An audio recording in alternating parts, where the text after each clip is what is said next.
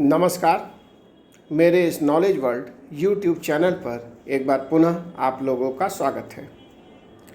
आज हम लोग चर्चा करते हैं बीए प्रथम वर्ष में फर्स्ट सेमेस्टर में इतिहास विषय में सेकंड पेपर यूरोप का इतिहास के अंतर्गत कमर्शियल रिवॉल्यूशन अर्थात वाणिज्यिक क्रांति।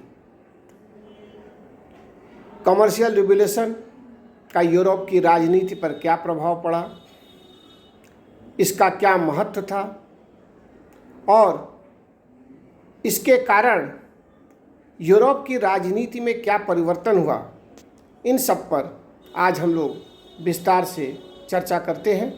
तो चलिए प्रारंभ करते हैं वाणिज्यिक क्रांति।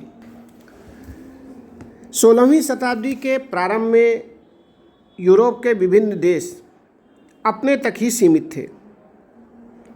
इस समय तक विश्व में एकता की सभ्यता जैसी कोई अवधारणा विद्यमान नहीं थी, परंतु 16वीं शताब्दी में विभिन्न क्षेत्रों में हुए आविष्कारों ने विश्व को एकता के सूत्र में बांधने में महत्वपूर्ण योगदान दिया था। यह भी ठीक है कि आधुनिक युग के प्रारंभ में यूरोपीय देशों द्वारा जो भौगोलिक खोजें की गईं, उसने विश्व को नए व्यापारिक मार्गों की खोज से परिचित कराया। यह नए व्यापारिक मार्ग आर्थिक दृष्टि से अत्यंत महत्वपूर्ण सिद्ध हुए। इसके कारण आर्थिक क्षेत्र में एक क्रांति आ गई। यही कारण है कि नए व्यापारिक मार्गों की खोज एवं उसके परिणाम स्वरूप जो व्यावसायिक एवं व्यापारिक परिवर्तन हुए, उन्हें ही इतिहास में व्यापारिक क्रांति या कमर्शियल रिवॉल्यूशन के नाम से जाना जाता है। महान भौगोलिक खोजों का सीधा प्रभाव तत्कालीन अर्थव्यवस्था पर पड़ा। मध्ययुगीन अर्थव्यवस्था अपने अंतिम दौर में थी और आर्थिक क्षेत्र में नए महत्वपूर्ण परिवर्तन दिखाई दे रहे थे। दूसरे शब्दों में कहा जाए तो व्यापारिक क्रांति हो चुकी थी। इसके कारण अरबों व वेनिस के व्यापारिक एकाधिकार को काफ़ी नुकसान हुआ। पूर्वी व्यापार का जो एकाधिकार पुर्तगाल के हाथों में था और अटलांटिक महासागर का व्यापार स्पेन के हाथों में केंद्रित हो गया। व्यापारियों एवं कारीगरों की संस्थाओं का पतन हो गया था। अब वैज्ञानिक आधार पर विशाल स्तर पर व्यापार व वाणिज्य, उद्योग धंधों एवं क्रय विक्रय एवं वितरण की आवश्यकता महसूस की जाने लगी थी।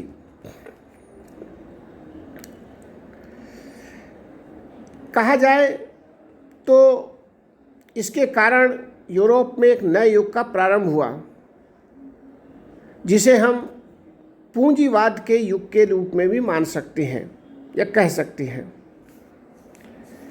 यहाँ अब हमें यह देखना होगा कि ये जो व्यापारिक क्रांति या वाणिज्यवाद का दौर आया, उसका अर्थ क्या है।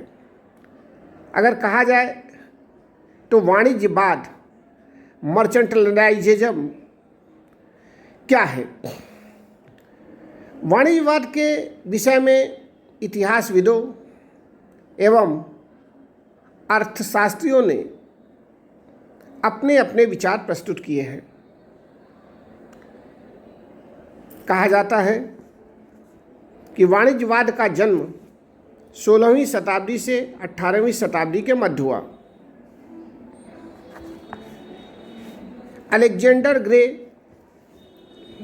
जो कि एक इतिहासकार थे, उन्होंने इसका प्रारंभ 15वीं शताब्दी को माना।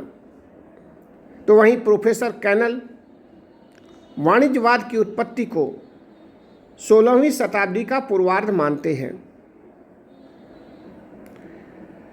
वास्तव में यदि हम देखें तो यह स्पष्ट होता है कि राजाओं एवं व्यावसायिक वर्ग को एक विश्वास था कि केवल सोने चांदी के भंडार से ही देश सशक्त एवं मजबूत बन सकता है। इस उद्देश्य की पूर्ति के लिए प्रत्येक देश ने यह व्यापारिक नियम बनाया कि आयात के अनुपात में निर्यात अधिक हो, जिससे अधिकांश सोना चांदी देश में आ सके। अतः कहा जा सकता है कि व्यापार एवं उद्योग को नियमित कर सोना एवं चांदी प्राप्त करने की नीति ही वाणिज्यवाद थी। यहाँ हम वाणिज्यवाद के उदय के कारणों पर भी कुछ चर्चा करेंगे कि आखिर वो कौन से कारण थे जिसके कारण यूरोप में व्यापारिक क्रांति या वाणिज्यवाद का उदय हुआ। वाणिज्यवाद के उदय को हम निम्नलिखित कारणों के आधार पर देख सकते हैं। पहला, पुनर्जागरण। व्यापारिक क्रांति या वाणिज्यवाद के उदय के लिए सबसे प्रमुख कारण पुनर्जागरण को माना जाता है। पुनर्जागरण से पहले सामान्य जनजीवन पर धार्मिक प्रभाव इतना ज़्यादा था कि एक स्वतंत्र चिंतन की प्रवृत्ति का विकास ही नहीं हो पाया। जो व्यक्ति तर्क की बात करता उसे मृत्युदंड दे दिया जाता। परंतु मध्य युग की समाप्ति तक यूरोप में स्थिति बदलने लगी थी।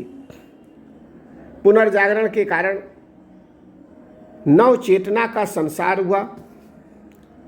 मनुष्य ने पारलौकिक जीवन के स्थान पर भौतिकवाद की ओर झुकना प्रारंभ कर दिया, जिसके कारण भौतिक जीवन के प्रति लालसा बढ़ने लगी और जिसका सीधा असर अर्थव्यवस्था पर हुआ। दूसरा कारण है धर्म सुधार आंदोलन। धर्म सुधार आंदोलन ने भी वाणिज्यवाद के मार्ग को प्रशस्त किया। इस बात में कोई संदेह नहीं है कि मध्य युग में चर्च ने जीवन को एक तरह से आध्यात्मिक जीवन में ढाल दिया था। भौतिक सुखों को आध्यात्मिक जीवन के मार्ग का कांटा समझा जाता था। परंतु ये सारी चीज़ें आम जनता के लिए थी। स्वयं चर्च के अधिकारी, यहाँ तक कि सर्वोच्च अधिकारी पोप भी जो थे वो भौतिक सुखों में लिप्त हो गए, जिसके कारण चर्च में बुराइयां होने लगी और इन बुराइयों का विरोध धर्म सुधार आंदोलन के रूप में देखा गया, जिसके कारण प्रोटेस्टेंट धर्म अस्तित्व में आया। व्यापारिक क्रांति के उदय के लिए जो तीसरा महत्वपूर्ण कारण है वह है आर्थिक स्थिति। मुद्रा के प्रचलन से व्यापार एवं वाणिज्य के क्षेत्र में व्यापकता आ गई। नए देशों की खोज ने व्यापार को महत्व प्रदान किया। बैंकों के विकास ने विदेशी व्यापार को प्रोत्साहित किया। प्रत्येक देश सोने व चांदी को प्राप्त करने की होड़ में जुट गया। अमेरिका के अनेक भागों में सोने व चांदी के नए भंडारों का पता लगा, जिसने एक नए परिवेश को जन्म दिया और इन सभी परिस्थितियों ने व्यापारिक क्रांति के मार्ग को प्रशस्त किया। व्यापारिक क्रांति के उदय में एक जो बहुत बड़ा कारण राजनीतिक स्थिति भी है। धर्म सुधार आंदोलन के पूर्व यूरोप की राजनीति पर भी चर्च का प्रभाव था। पोप की आज्ञा से कैथोलिक राज्यों के राजा का राज्याभिषेक होता था तथा पोप की आज्ञा जनता के लिए सर्वोच्च होती थी। इस प्रकार कहा जाए तो एक राज्य में दो तलवारों का शासन था, किंतु आधुनिक युग के प्रारंभ में निरंकुश राजतंत्रों की स्थापना व राजा की शक्ति को सर्वोपरि मानने पर बल दिया जाने लगा। मैकियावेली ने अपनी रचना द प्रिंस में राजा की शक्ति को सर्वोपरि माना और स्पष्ट कर दिया कि अन्य शक्तियों को भी राजा की शक्ति के अधीन झुकना चाहिए, चाहे वह चर्च हो या पोप। अलेक्जेंडर ग्रे ने भी कहा कि मैकियावेली ने राजनीति को सभी नैतिकता से अलग कर एक स्वतंत्र स्वरूप प्रदान किया। इस तरह से देखा जाए तो व्यापारिक क्रांति के लिए राजनीतिक स्थिति भी महत्वपूर्ण थी। अब हम यहाँ चर्चा करेंगे कि व्यापारिक क्रांति के कारण कौन कौन से प्रमुख आर्थिक विचार उस समय के व्यापारवादियों या वाणिज्यवादियों ने दिए। इसमें पहला था जो विचार कि शक्तिशाली राजतंत्रों का निर्माण। व्यापारिक क्रांति के परिणाम स्वरूप राजा को सर्वोच्च सत्ता प्राप्त हुई, शक्तिशाली राजतंत्रों की स्थापना हुई, राज्य में राजनीतिक एकता एवं राष्ट्रीयता के विचार को महत्व दिया गया। व्यापारवादियों ने राजा को आर्थिक सहयोग प्रदान कर उनकी सैन्य शक्ति को भी शक्तिशाली बनाया। दूसरा जो प्रमुख आर्थिक विचार था वह था सोने व चांदी के महत्व को स्वीकार करना। सभी व्यापारवादियों ने राज्य की शक्ति को बढ़ाने के लिए सोने व चांदी के महत्व को स्वीकार किया। उनका नारा था अधिक स्वर्ण, अधिक धन एवं अधिक शक्ति। व्यापार का अंतिम महत्वपूर्ण प्रभाव सोना व चांदी प्राप्त करना था। उनका मानना था कि सोना और चांदी नाशवान नहीं है और न ही परिवर्तनशील।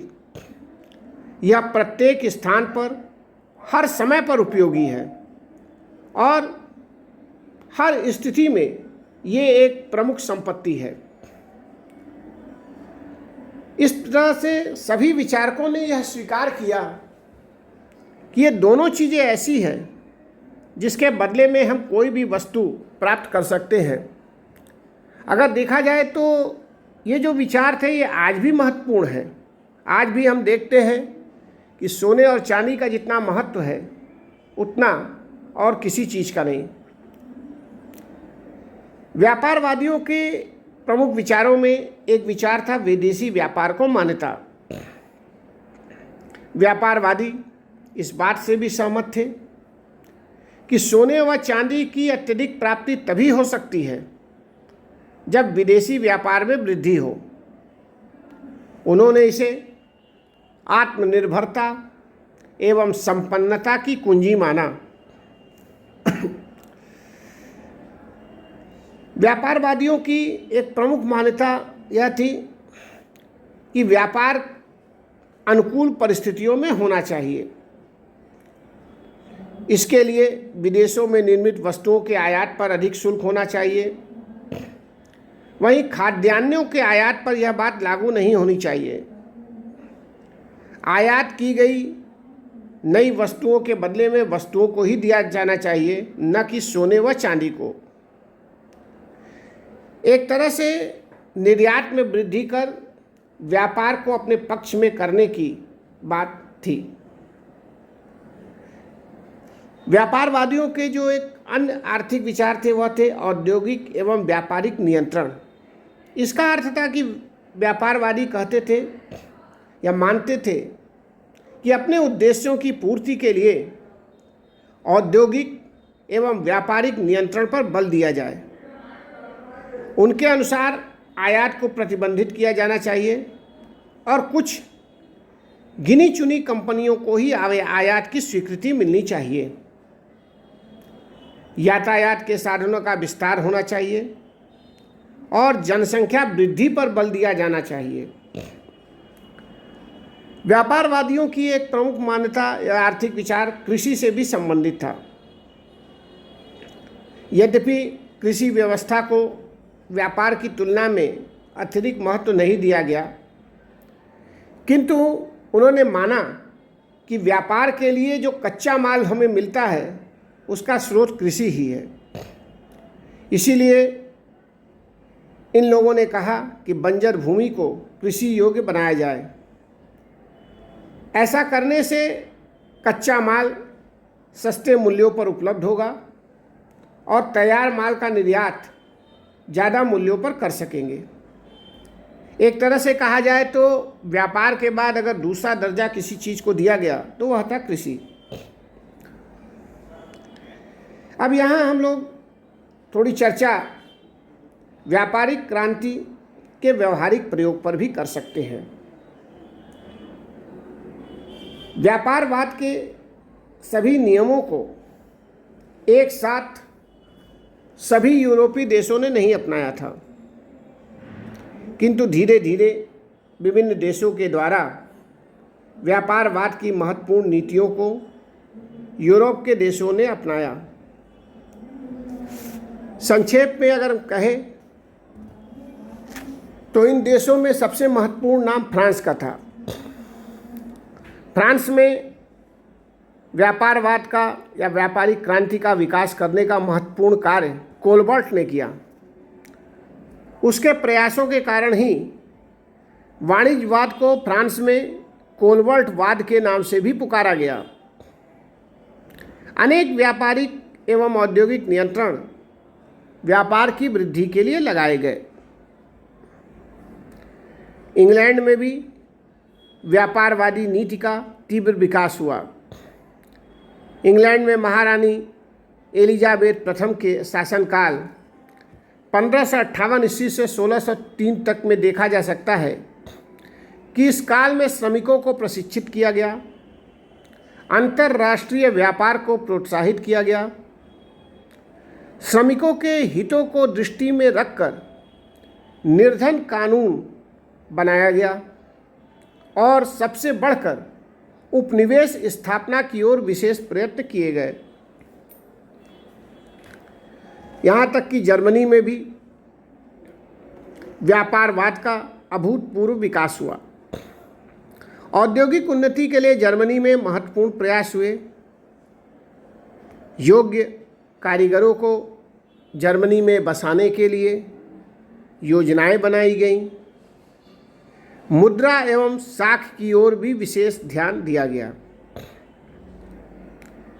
जहाँ तक स्पेन की बात है तो स्पेन में भी इसका महत्वपूर्ण प्रभाव पड़ा। स्पेन ने स्वर्ण एवं चांदी की प्राप्ति के लिए भरसक प्रयत्न किए। स्पेन ने अपने औपनिवेशिक साम्राज्य का विस्तार कर उपनिवेशों का अत्यधिक शोषण किया, परंतु स्पेन ने उद्योग धंधों के विकास की ओर कोई विशेष ध्यान नहीं दिया। अतः इसका पूर्ण रूप से लाभ स्पेन को प्राप्त नहीं हुआ। अब हम लोग व्यापारवाद या व्यापारिक क्रांति के महत्व के ऊपर भी थोड़ी चर्चा कर लेते हैं। व्यापारवाद का व्यापार एवं उद्योग धंधों के विकास की दृष्टि से अत्यंत महत्वपूर्ण स्थान है। इसी के कारण इंग्लैंड के उद्योग धंधों को लाभ पहुंचा।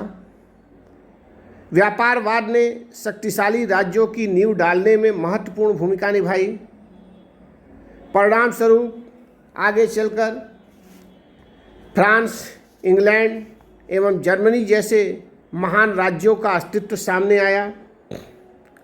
मुद्रा को विनिमय का माध्यम बनाया गया और कुल मिलाकर यूरोप को एक व्यापारिक एकता के ढांचे में ढालने का कार्य अगर किसी ने किया तो वह थी व्यापारिक क्रांति। थोड़ी आलोचना भी हम लोग व्यापारवाद की या व्यापारिक क्रांति की कर सकते हैं। जहाँ तक आलोचना की बात है तो इसके महत्व को देखते हुए यह नहीं समझना चाहिए कि इसकी आलोचना नहीं की जा सकती। वास्तव में 17वीं शताब्दी के अंत से ही व्यापारिक क्रांति की आलोचना होने लगी थी। लॉक ने तो वाणिज्यवाद के मूलभूत सिद्धांतों पर ही प्रहार किया। उसने व्यक्तिगत स्वतंत्रता की बात कही।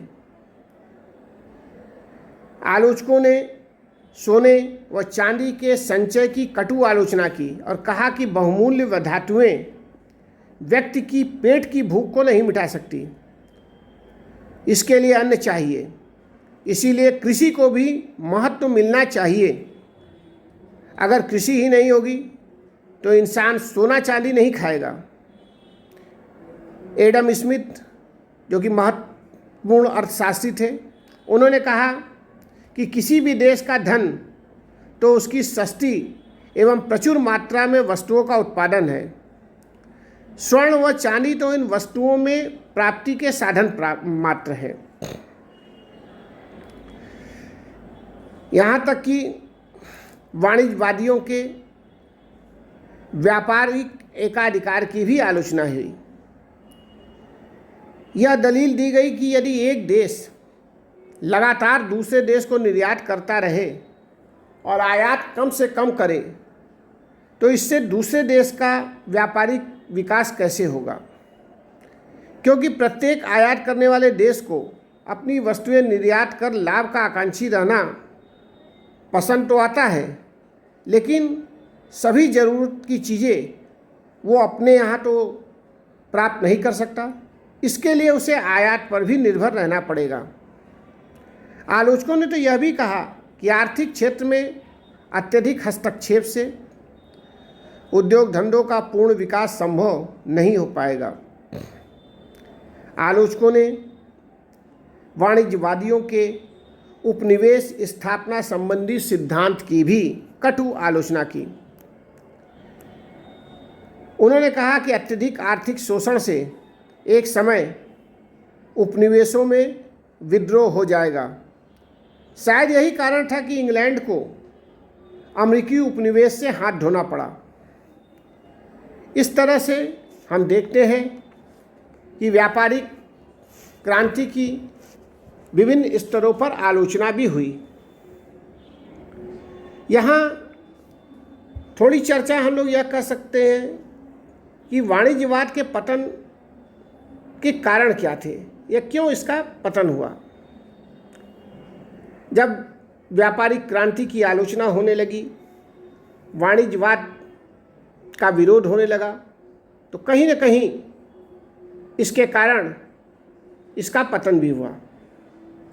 वाणिज्यवाद की कटु आलोचना में सबसे महत्वपूर्ण योगदान एडम स्मिथ का था, जिन्होंने अपनी पुस्तक जिसका नाम था वेल्थ ऑफ नेशंस में वाणिज्यवाद की जबरदस्त आलोचना की। संक्षेप में एडम स्मिथ का जो योगदान था वह भी वाणिज्यवाद के पतन के लिए एक महत्वपूर्ण कारण था। इसी तरीके से फ्रांस में कोलबर्ट का विरोध होने लगा था, क्योंकि व्यापारिक क्रांति के कारण फ्रांस में कृषि की स्थिति अत्यंत खराब हो गई थी। जनता पर मनमाने कर लगाए जा रहे थे। इसका प्रभाव अन्य देशों पर भी पड़ा और जनता ने फ्रांस में कोलबर्ट का विरोध करना शुरू किया। कृषि का पतन भी वाणिज्यवाद के पतन का एक बहुत बड़ा कारण है। कृषक वर्ग जो कि भूमि पर कार्य कर रहा था, 2 वक्त की रोटी के लिए तरसने लगा। कृषि व्यवस्था में सुधार के लिए सकारात्मक प्रयास नहीं हो रहे थे। किसानों पर अत्याचार हो रहे थे, उन पर कर भी लगाया जा रहा था। ऐसी स्थिति में वाणिज्यवाद की जड़ें कमज़ोर होने लगी। एक अन्य कारण था सोने एवं चांदी को अधिक महत्व देना। क्योंकि ये पहले भी कहा जा चुका है कि सोने एवं चांदी के द्वारा जनता के भूख को नहीं मिटाया जा सकता, अतः सामान्य जनता में उपयोगी वस्तुओं की मांग बढ़ने लगी। इस तरह हम देखते हैं कि वाणिज्यवाद का जो शक्तिशाली गढ़ 16वीं शताब्दी से शुरू हुआ, वह 18वीं शताब्दी में टूटना प्रारंभ हो गया था। धन्यवाद।